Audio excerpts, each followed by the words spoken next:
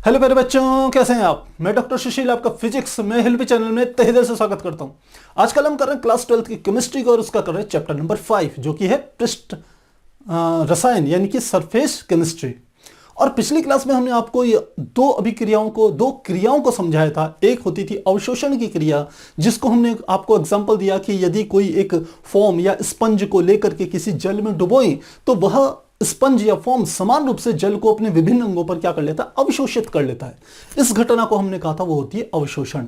जबकि अधिशोषण, जिसे इंग्लिश में एड्जॉर्प्शन कहा जाता है, इस घटना में कोई ठोस अपने पृष्ठ पर गैस के अणुओं को क्या कर लेता है, एकत्रित कर लेता है, इकट्ठा कर लेता है। और उसकी हमने आपको कारण भी बताए थे कि क्या कारण था इसका।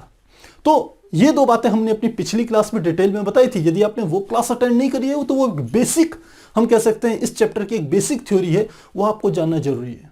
और वहीं पर हमने कुछ टर्मिनोलॉजी का भी यूज किया था, जैसे अधिशोषक क्या होता है, जो ठोस होता है जिसके पृष्ठ पर गैस के अणु एकत्रित होते हैं, संतृप्त होते हैं, उसको हम क्या कहते हैं, वो होता है हमारा अधिशोषक ठोस।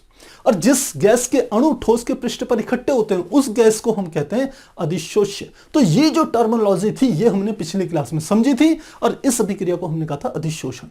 आज जो हमारा टॉपिक है वो अगला टॉपिक है जो कि है एनसीईआरटी का 5.3.1 और वह हमारा है अधिशोषण के प्रकार यानी कि टाइप्स ऑफ एड्जॉर्प्शन। तो कौन से दो प्रकार होते हैं? अधिशोषण के दो प्रकार होते हैं, एक होता है भौतिक अधिशोषण और दूसरा होता है रसायन अधिशोषण। तो एक एक करके दोनों को समझते हैं। सबसे पहले हमारा आता है जिसे हम कहते हैं भौतिक अधिशोषण। अधिशोषण इंग्लिश में से कहा जाता है फिजिकल एड्जॉर्प्शन। ये भौतिक अधिशोषण क्या होता है? यदि अधिशोषण की घटना में हमने कहा था कि ठोस जिसके पृष्ठ पर गैस के अणु एकत्रित हो रहे हैं, यदि ठोस और गैस के अणुओं के बीच में लगने वाला जो बल है, यदि वो वंडरवाल फोर्स हो, वंडरवाल बल हो, तो इस प्रकार के अधिशोषण को हम कहते हैं भौतिक अधिशोषण। तो पहले लिखते हैं इसकी परिभाषा को, फिर आपको समझाते हैं। हमने जो पिछली क्लासेस में आपको वंडरवाल फोर्सेस के बारे में बताया था वो क्या चीजें होती हैं। तो पहले परिभाषा लिखते हैं। अधिशोषण का वह प्रकार जिसमें ठोस, जिसे हम क्या कहते हैं, अधिशोषक, जिसमें ठोस के पृष्ठ पर किसी गैस के अणु, किसी गैस, और गैस को क्या कहते हैं, अधिशोष्य गैस के अणु वंडरवाल बल के कारण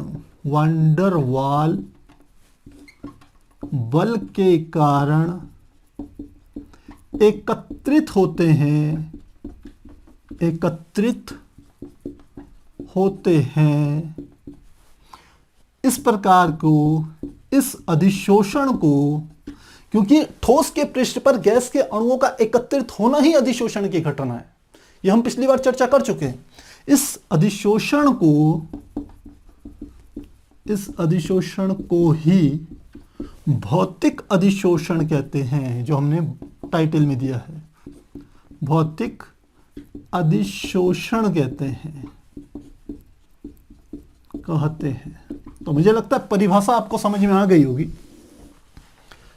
अब इसका एग्जाम्पल हम क्या कह सकते हैं? एग्जाम्पल में यदि कहें तो जैसे H2 का निकिल के पृष्ठ पर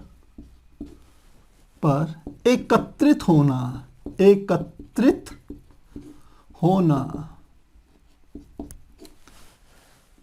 प्रारंभ में, यहां पे लिख भी देते हैं किसमें, प्रारंभ में,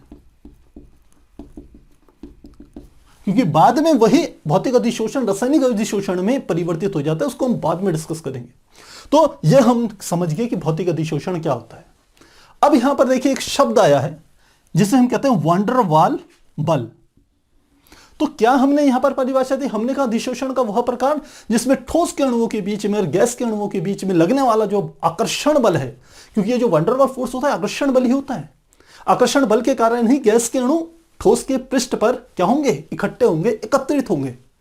तो वो यदि बल, वह आकर्षण बल जो ठोस के अणुओं और गैस के अणुओं के बीच में लग रहा है, यदि वह बल, लगने वाला बल वांडरवाल बल है, तो इस प्रकार के अधिशोषण को भौतिक अधिशोषण कहेंगे।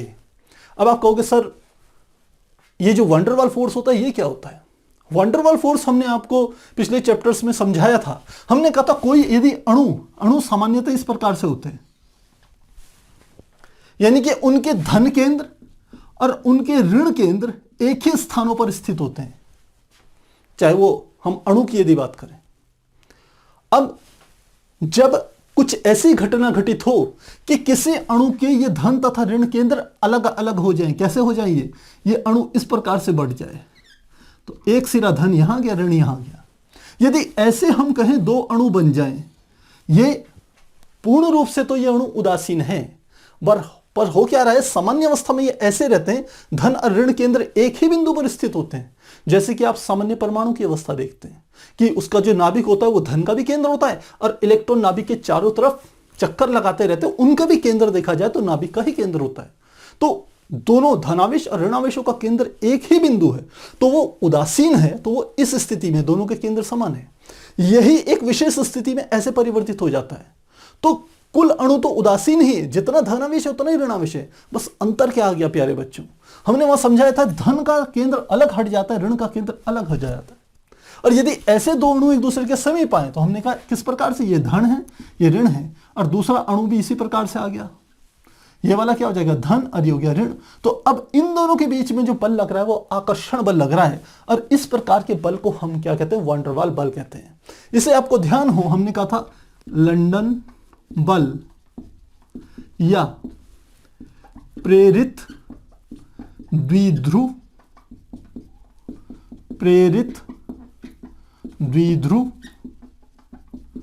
बल। यह भी अणु प्रेरित बन गया है, प्रेरित होकर के एक द्विध्रुव का निर्माण कर दिया है। इस अणु ने भी एक द्विध्रुव का निर्माण करा है प्रेरण के कारण। तो इनके बीच में जो बल लग रहा है उसे प्रेरित द्विध्रुव बल कहते हैं, और ये इसी को हम लंदन बल कहते हैं। आपको ध्यान रखना है जो वांडरवाल बल होता है, वांडरवाल बल, क्योंकि इन सभी बलों को हम वांडरवाल बल के नाम से जानते हैं। जो वांडरवाल बल है यह एक दुर्बल बल है, दुर्बल बल। यह शक्तिशाली बल नहीं है, यह दुर्बल बल है, कमजोर बल है। तो यदि इस प्रकार के बल से अधिशोषण की घटना घटित होती है तो वो हमारा अधिशोषण का पहला प्रकार, जिसे हम कहते हैं भौतिक अधिशोषण होता है। अब भौतिक अधिशोषण के कुछ लक्षण होते हैं जो हमारी एनसीईआरटी में दिए हुए हैं। तो अगला हमारा जो टॉपिक आ रहा है वो है भौतिक अधिशोषण के लक्षण, अधिशोषण के लक्षण। और पहला लक्षण इसमें आता है विशिष्टता की कमी, विशिष्टता की कमी। अब समझिए विशिष्टता की कमी क्या होती है। अधिशोषण की घटना क्या है, मैंने कहा एक ठोस है, और ठोस के पृष्ठ के ऊपर जो भी गैस के हम कह सकते हैं अणु घूम रहे हैं, ठोस का पृष्ठ उन अणुओं को अपनी ओर आकर्षित करता है। उसका कारण भी हमने पिछली क्लास में आपको बताया था कि ठोस के भीतर के अणुओं पर तो सभी दिशाओं के द्वारा समान बल काम करता है, लेकिन जो पृष्ठ पर अणु होते हैं उन पर नीचे की तरफ तो बल कार्य करता है। उन बलों को संतुलित करने के लिए वह ऊपर भी अणुओं की इच्छा रखता है कि ऊपर भी उसके अणु होते तो उसके सारे बल संतुलित हो जाते। इस प्रवृत्ति के कारण वो गैस के अणुओं को अपनी ओर आकर्षित करता है।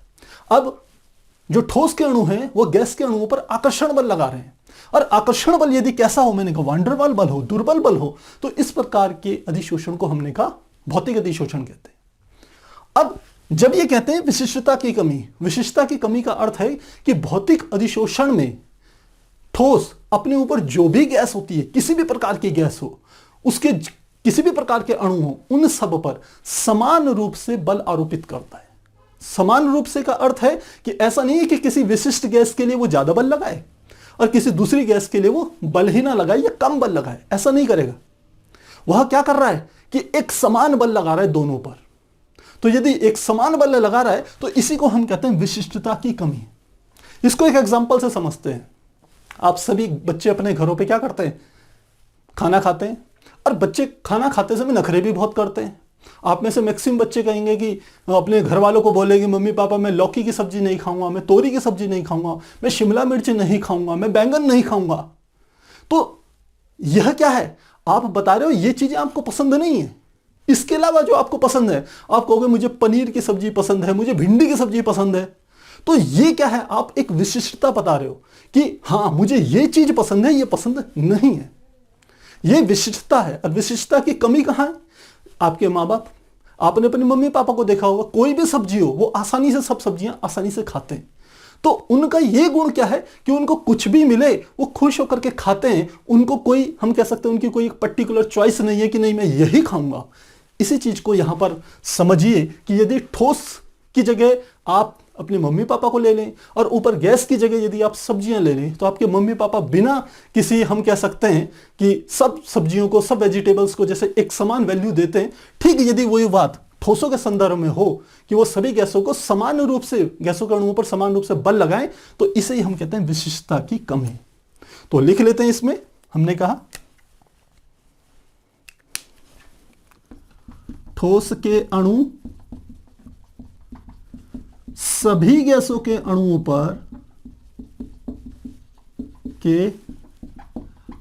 पर समान बल आरोपित करते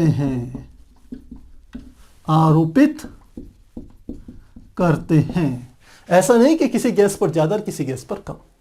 तो यह हमारा है भौतिक अधिशोषण के लक्षण का पहला लक्षण। दूसरा समझते हैं, और दूसरा हमारा जो लक्षण होता है वो होता है हमारा अधिशोषण की प्रकृति, या अधिशोषण की, बल्कि अधिशोष्य लिखेंगे। अधिशोष्य जिसको हम क्या कहेंगे, गैस की प्रकृति, कि जो गैस के अणु, जिस गैस के अणु ठोस के पृष्ठ पर एकत्रित हो रहे हैं, उस गैस की प्रकृति क्या है। अब प्रकृति का अर्थ है कि उस गैस का, हम कह सकते हैं जो क्रांतिक ताप है वह क्या है, क्योंकि अलग अलग गैसों के क्रांतिक ताप अलग अलग होते हैं। अब यहां पर शब्द आ रहा है क्रांतिक ताप। तो क्रांतिक ताप क्या हुआ, क्रांतिक ताप का अर्थ होता है कि वह ताप जिस पर कोई गैस द्रव अवस्था में परिवर्तित हो जाती है, वही उस गैस का क्रांतिक ताप कहलाता है।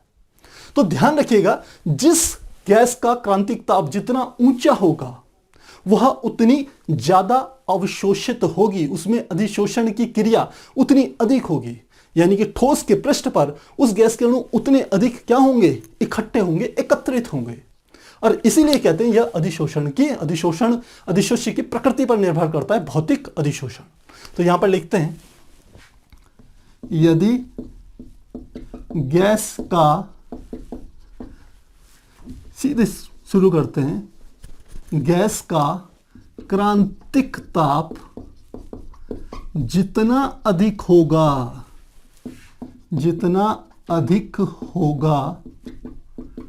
ठोस के पृष्ठ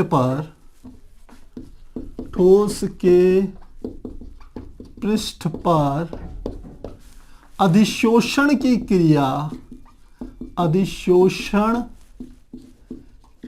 क्रिया उतनी अधिक होगी। तो यह ध्यान रखना है आपको। और मेन बात मैंने क्या बताई कि जो क्रांतिक ताप है, क्रांतिक ताप वह ताप जिस पर कोई गैस द्रवित हो जाती है, वही क्या कहलाता है, क्रांतिक ताप। अब यदि आपके पास दो गैसें हैं, मान लेते हैं पहली गैस है ए और दूसरी गैस है बी, तो यदि मैं कहूं दो गैसें हैं तो क्रांतिक ताप मैं कहूं, यानी कि क्रांतिक ताप पहले लिख लेते हैं ए, और इसका जो क्रांतिक ताप है, क्रांतिक ताप बड़ा है बी के क्रांतिक ताप से, तो ए का जो अधिशोषण जो होगा ए का, वह ज्यादा होगा बी के अधिशोषण से।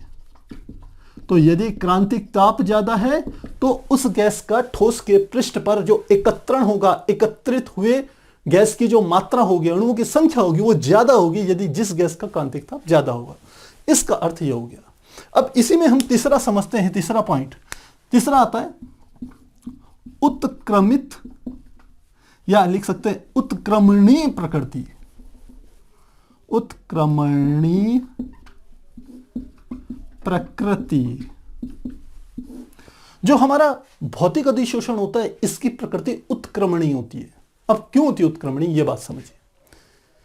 देखिए, जो हमारा ठोस होता है, ठोस पर जो गैस उसके ऊपर स्थित होती है, ठोस के पृष्ठ पर, वो दो बातों पर निर्भर करती है।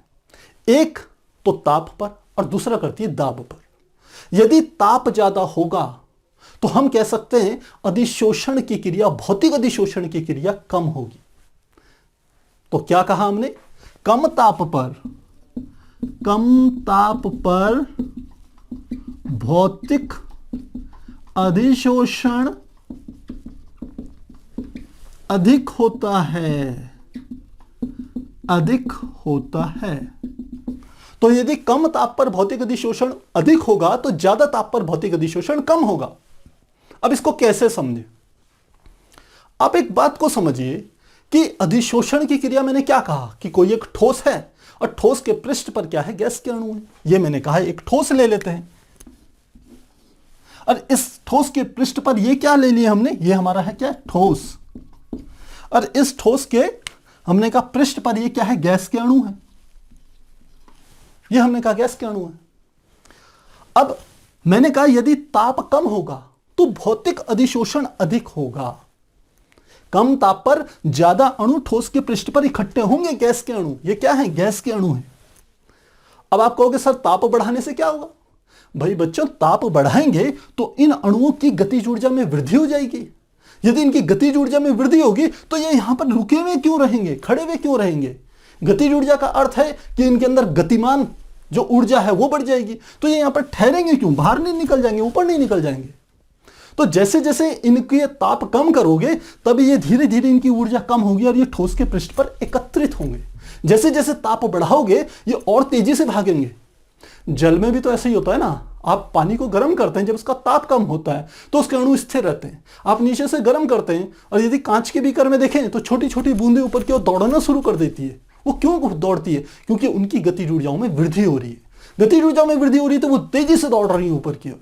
तो यहां पर भी यदि ताप बढ़ाओगे तो अधिशोषण की क्रिया घट जाएगी, पहली बात। दूसरी बात,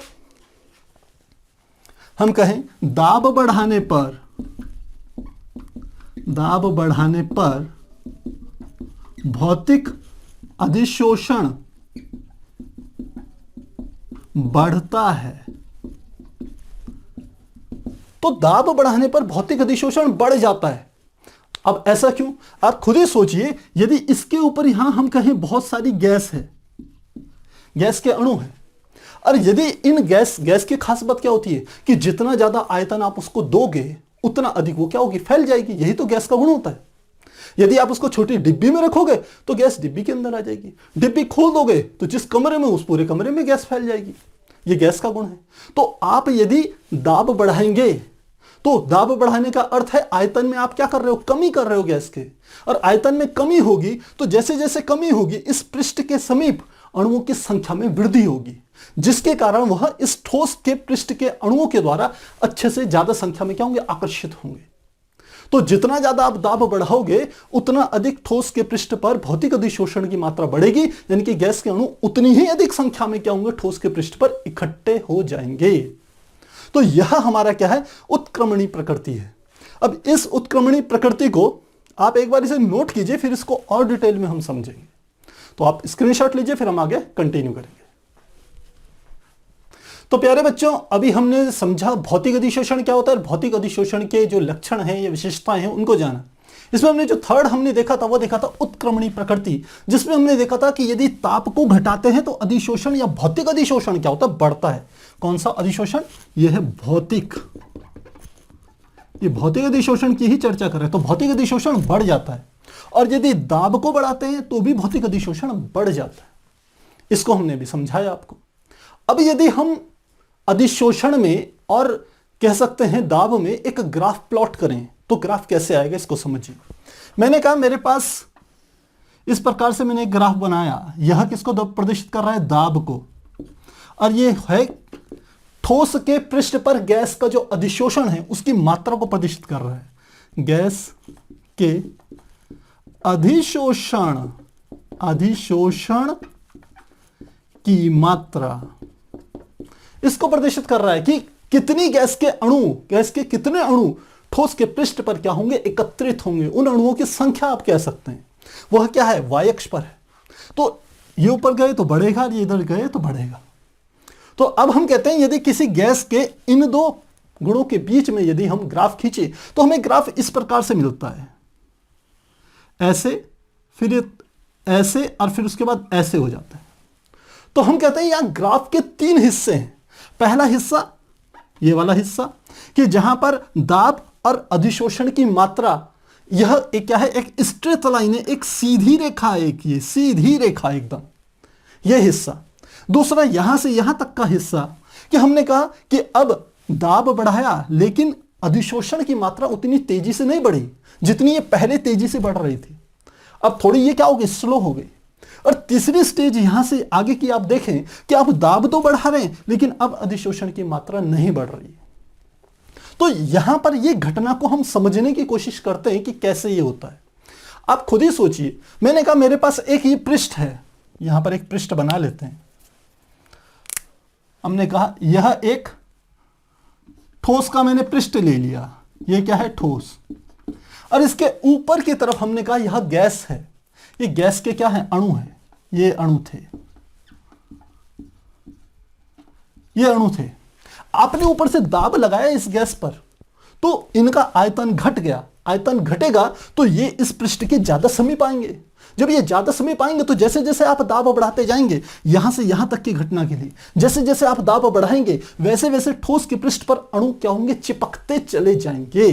तो जैसे जैसे दाब बढ़ाया ठोस के पृष्ठ पर क्या हो गए, अणु चिपकते चले गए। लेकिन अब थोड़ी सी देर के बाद वह उतनी तेजी से नहीं चिपक रहे जितने वो पहले चिपक रहे थे। इसका क्या कारण हो सकता है? इसका कारण यह है कि शुरुआत में तो ठोस का पृष्ठ पूरा खाली था ना। जैसे जैसे दाब बढ़ाओगे ठोस के अणु फटाफट चिपकते चले जाएंगे।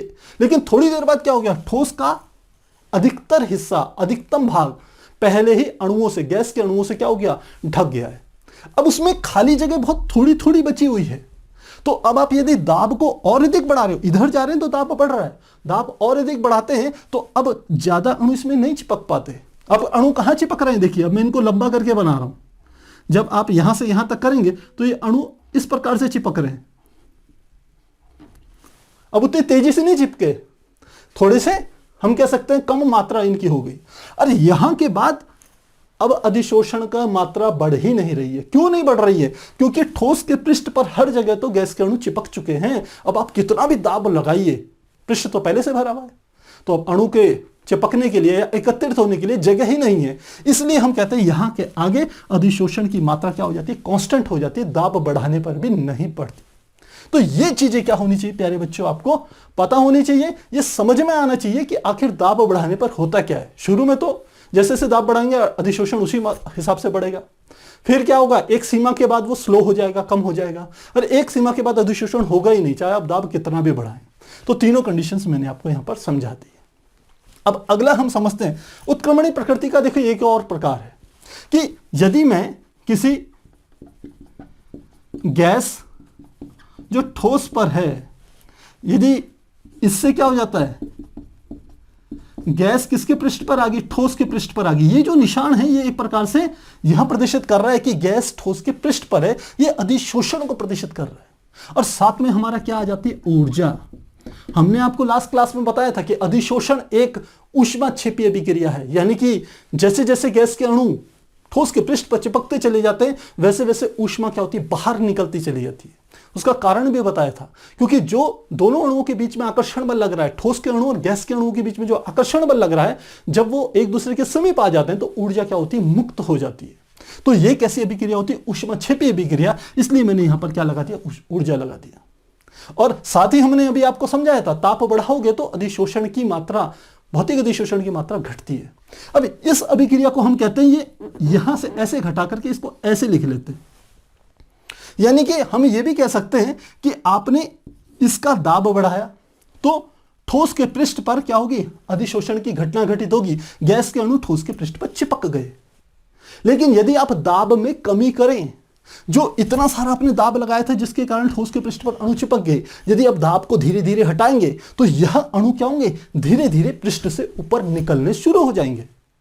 तो इसका अर्थ यह है कि यह जो अभिक्रिया है, यह कैसी अभिक्रिया है, उत्क्रमणीय अभिक्रिया है। उत्क्रमणीय प्रकृति होती है इनकी। दाब बढ़ाओगे तो अधिशोषण की घटना बढ़ जाएगी, दाब को कम करोगे तो अधिशोषण की घटना कम हो जाएगी। और इस प्रकार से हम क्या कर सकते हैं, इसको समझ सकते हैं। अब हमारा जो अगला इसका पॉइंट आता है, वह पॉइंट हमारा है जिसको कहते हैं हम फोर्थ पॉइंट, यह है पृष्ठीय क्षेत्रफल। जो भौतिक अधिशोषण है वो पृष्ठीय क्षेत्रफल के अनुक्रमानुपाती होता है। यानी कि ठोस के पृष्ठ का क्षेत्रफल बढ़ाने पर अधिशोषण की मात्रा बढ़ती चली जाती है। तो ये लिख रहे हैं, लिखते हैं ठोस जिसे हम क्या कहते हैं, अधिशोषक। इन टर्मिनोलॉजी को प्यारे बच्चों ध्यान रखना आप। अधिशोषक ठोस के पृष्ठ का क्षेत्रफल बढ़ाने पर भौतिक अधिशोषण भी बढ़ता है। समझ आपको यहां पर आ गया होगा। यहां पर एक ये संतृप्त अवस्था, सैचुरेटेड स्टेट कैसे आई थी कि अब और अधिक अधिशोषण नहीं हो रहा है। ये हमारी कैसी स्थिति थी, एक संतृप्त अवस्था थी ना, संतृप्त अवस्था या अधिशोषण की संतृप्त अवस्था, आप ऐसे कह सकते हैं कि अब इससे ज्यादा अधिशोषण नहीं हो रहा है। ये इसलिए आई थी क्योंकि आपका क्षेत्रफल जितना था उसके सबके ऊपर क्या हो गए, अणु एकत्रित हो गए। यदि क्षेत्रफल को थोड़ा सा बढ़ा दिया जाए तो अणुओं के एकत्रित होने के लिए जगह क्या हो जाएगी, हम कह सकते हैं मिल जाएगी, और अणु और अधिक अणु उसमें क्या हो जाएंगे, एकत्रित हो जाएंगे नए पृष्ठ पर। इसलिए कहा जाता है कि पृष्ठ का क्षेत्रफल बढ़ाने पर क्या होगा, अधिशोषण की जो मात्रा होगी वह क्या होगी, बढ़ जाएगी। तो यह हमारा है पृष्ठीय क्षेत्रफल। पांचवा पॉइंट इसमें लिखें, जो पांचवा हमारा होता है वो होता है भौतिक अधिशोषण की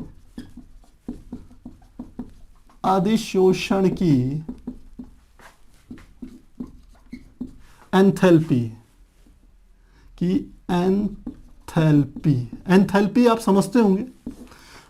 हमने आपको यहां पर समझाया कि भौतिक अधिशोषण एक ऊष्माक्षेपी अभिक्रिया है। यानी कि जैसे जैसे अधिशोषण होगा वैसे वैसे क्या होगी, ऊष्मा मुक्त होगी, बाहर निकलेगी। तो भौतिक अधिशोषण की एंथैल्पी जो होती है, यानी कि बाहर निकलने की जो मात्रा होती है, वो क्या होती है, कम। और यह लगभग होती है 20 से 40 जूल या किलो, 20 से 40 किलो जूल पर मोल होती है। तो क्या लिख सकते हैं, भौतिक अधिशोषण की एंथैल्पी कम होती है। ये हम कम क्यों कह रहे हैं, क्योंकि अभी हमने रासायनिक अधिशोषण पढ़ना है, उसकी तुलना में यह कम होती है। तो भौतिक अधिशोषण की एंथैल्पी कम होती है, इसका मान 20 से 40 किलो जूल पर मोल होता है। इसका अर्थ है कि जो ये गैस है, इस गैस के यदि 1 मोल अणु को हम कहें कि किसी ठोस के पृष्ठ पर वो एकत्रित हो रहे हैं, तो 1 मोल अणुओं के द्वारा ठोस के पृष्ठ पर एकत्रित होने पर जो ऊष्मा उत्पन्न होगी उसका मान 20 से 40 किलो जूल के बीच में होगा, जो कि रासायनिक अधिशोषण की तुलना में हम देखेंगे काफी कम है। अब बात आती है आखिर ऐसा होता क्यों है, ये कम क्यों है मान। ये कम इसलिए है क्योंकि भौतिक अधिशोषण में दो, जो हम कह सकते हैं ठोस के अणुओं और गैस के अणुओं के बीच में आकर्षण बल लग रहा है, वह आकर्षण बल दुर्बल है, वह वान डेर वाल फोर्स के कारण लग रहा है। और फोर्स जितना कम होगा उस बल के कारण जो ऊष्मा उत्पन्न होगी वो उतनी ही कम होगी। फोर्स जितना शक्तिशाली होगा, आप समझ सकते हैं उसके द्वारा उत्पन्न होने वाली ऊष्मा भी उतनी ही अधिक होगी। दो, यदि हम कह सकते हैं कि हल्के से चुंबक हैं यदि वो दोनों आपस में चिपक रखे हैं, आपने उनको आसानी से खींच दिया तो आपको कम ऊर्जा लगानी पड़ेगी। यदि बड़े बड़े दो चुंबक आपने ले लिए जो आपस में चिपके हुए हैं, तो उनको, क्योंकि उनके बीच में लगने वाला बल शक्तिशाली होगा, उनका क्षेत्रफल बढ़ता है, तो हम कहेंगे उनका, यदि ध्रुव की तीव्रता बढ़ती है, क्षेत्रफल बढ़ता है ध्रुवों का, तो उनके बीच में लगने वाला आकर्षण बल ज्यादा होगा, तो उनको अलग अलग करने के लिए आपको ज्यादा बल की आवश्यकता होती है। तो बल जितना शक्तिशाली होगा उससे उत्पन्न होने वाली ऊष्मा भी उतनी अधिक होगी। बल जितना कम होगा उत्पन्न होने वाली ऊर्जा भी उतनी कम होगी। यह कम इसलिए है क्योंकि भौतिक अधिशोषण में अणुओं के बीच में वैन डर वाल बल कार्य करता है। तो लिख लेते हैं, यह कम इसलिए होती है क्योंकि गैस तथा ठोस के अणुओं के मध्य दुर्बल वैन डर वाल बल कार्य करता है। तो इस प्रकार से हम भौतिक अधिशोषण को प्यारे बच्चों समझ सकते हैं। मुझे लगता है यहां पर अब ये सारी बातें आपको अच्छे से समझ में आ गई होगी। यहां एक चीज और ध्यान रखना कि जो भौतिक अधिशोषण होता है वो ठोस की केवल फर्स्ट लेयर पर नहीं होता, केवल ये जो हम कहें ठोस के पहले, क्योंकि ठोस के पृष्ठ पर अणुओं की अलग अलग क्या होंगी, परतें होंगी ना। तो भौतिक अधिशोषण केवल पहली परत तक सीमित नहीं होता, दूसरी, तीसरी, चौथी, पांचवी, छठवीं, सातवीं परतों तक क्या होता है, यह अधिशोषण की घटना घटित होती है भौतिक अधिशोषण में। जबकि रासायनिक अधिशोषण में केवल फर्स्ट लेयर तक की, अणुओं की पहले लेयर तक ही क्या होती है, अधिशोषण की घटना घटित होती है, जिसको भी हम आगे समझेंगे। तो ये भौतिक अधिशोषण हमारा यहां पर कंप्लीट हो गया। अब हम समझते हैं रासायनिक अधिशोषण को। तो अब हमारा जो अगला दूसरा प्रकार है अधिशोषण का, वह आता है रासायनिक अधिशोषण। तो परिभाषा क्या देंगे? देखिए, रासायनिक अधिशोषण क्या हुआ?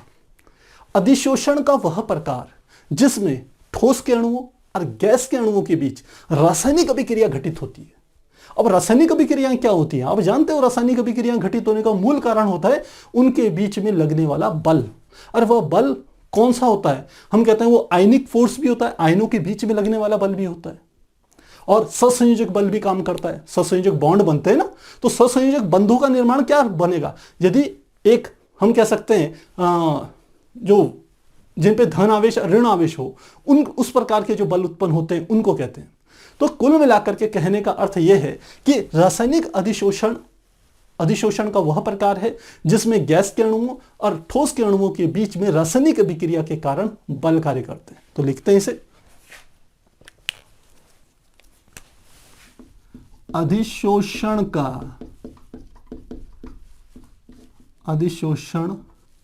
का वह प्रकार जिसमें गैस यानी कि अधिशोष्य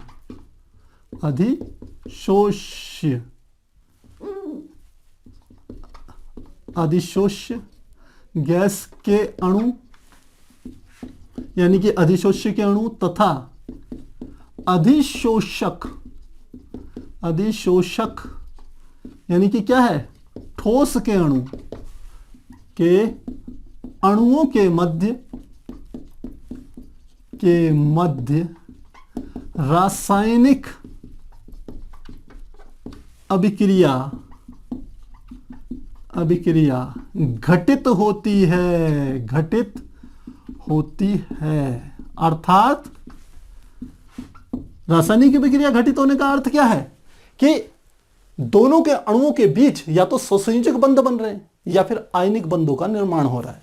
अर्थात गैस तथा ठोस के अणुओं के मध्य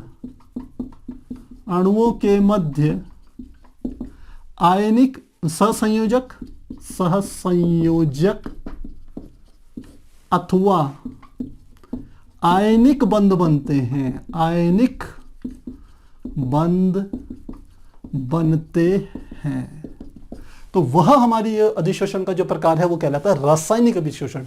शब्द से स्पष्ट है कि रासायनिक होगा तो रासायनिक अभिक्रिया घटित होगी। कहां होगी? ठोस के पृष्ठ पर। ठोस के पृष्ठ के अणु किसके साथ रासायनिक अभिक्रिया करेंगे? जो उसके ऊपर जो गैस होगी उसके साथ क्या करेंगे? रासायनिक अभिक्रिया घटित करेंगे। तो वह हमारा जो प्रकार होता है रासायनिक अधिशोषण का होता है।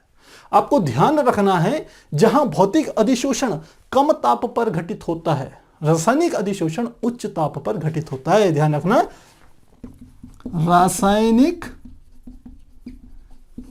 अधिशोषण उच्च ताप पर घटित होता है, घटित होता है। अब आप कहोगे सर ये क्यों हो रहा है, कैसे याद कर ले? नहीं, आपको समझना चाहिए उच्च ताप पर क्यों घटित होता है। ये उच्च ताप पर इसलिए घटित होता है क्योंकि रासायनिक अभिक्रियाएं स्वयं में ही, मैक्सिमम जो रासायनिक अभिक्रियाएं होती है उनको घटित होने के लिए उच्च ताप की आवश्यकता होती है।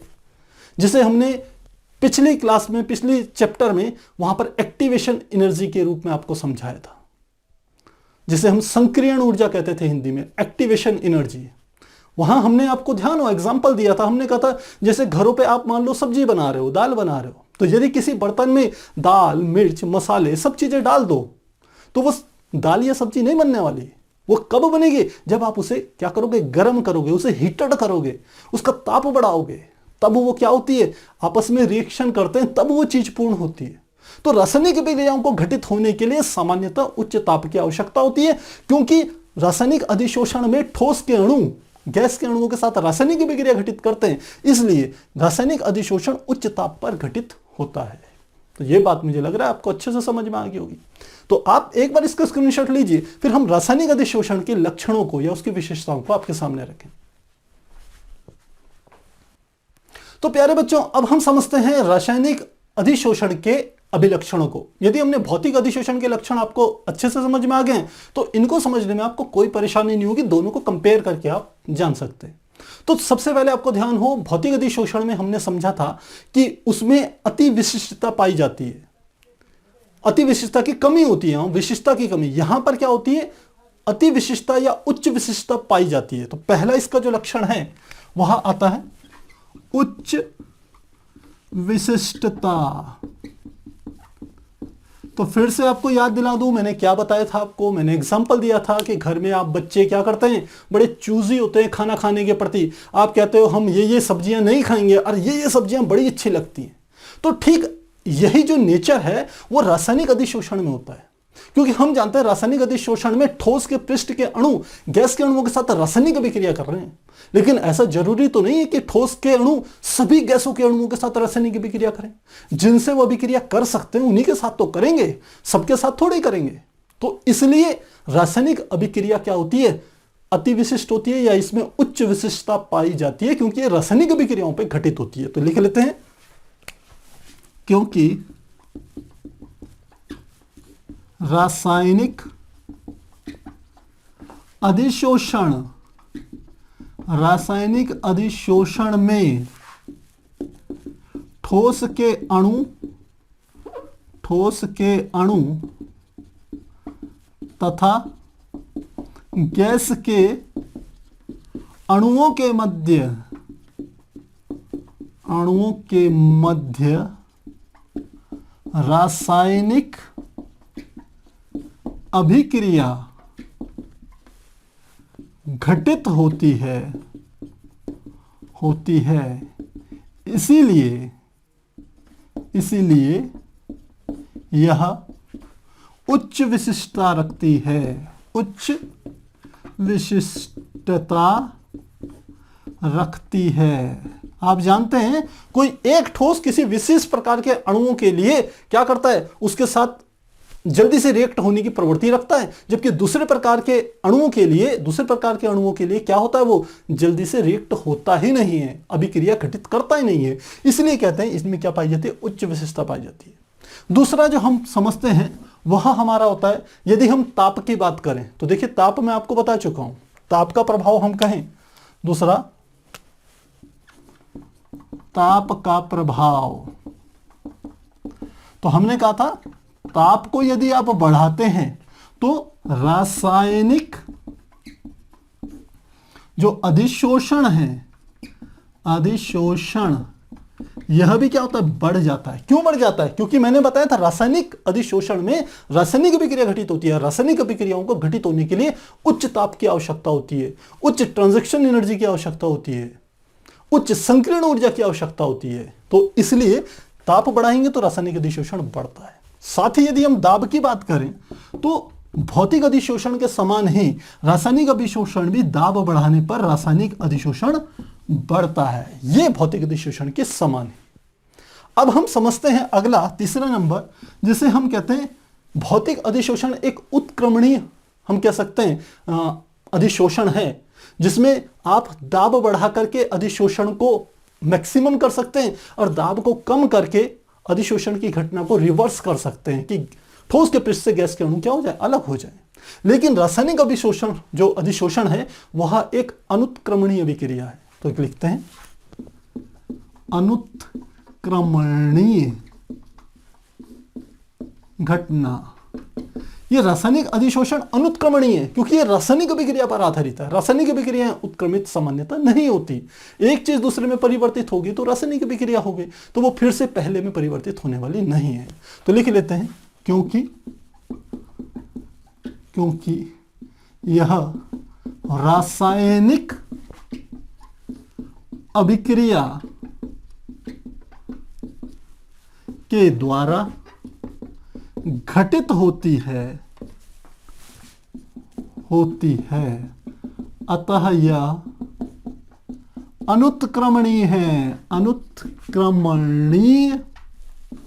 है। तो मुझे लग रहा है यह समझ में आपको आ गया होगा। अगला पॉइंट हम समझें तो वहां हमारे पास था पृष्ठीय क्षेत्रफल। यह है पृष्ठीय क्षेत्रफल। तो भौतिक अधिशोषण के समान ही ठोस के पृष्ठ का क्षेत्रफल जैसे जैसे बढ़ाते हैं, रासायनिक अधिशोषण की जो मात्रा होती है या घटना होती है उतनी तेजी से घटित होती है। इसका अर्थ है पृष्ठ का क्षेत्रफल बढ़ाने पर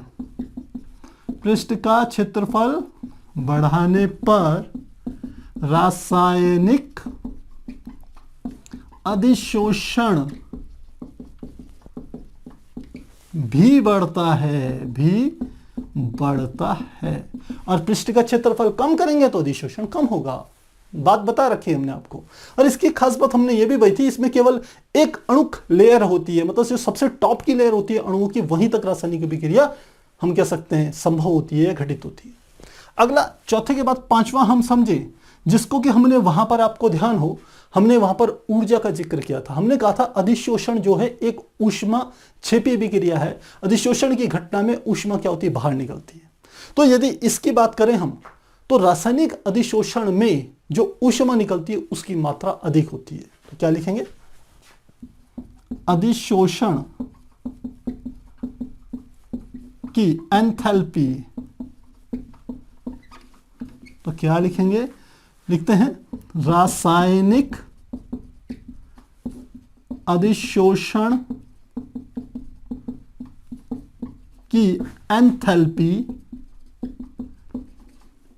उच्च होती है।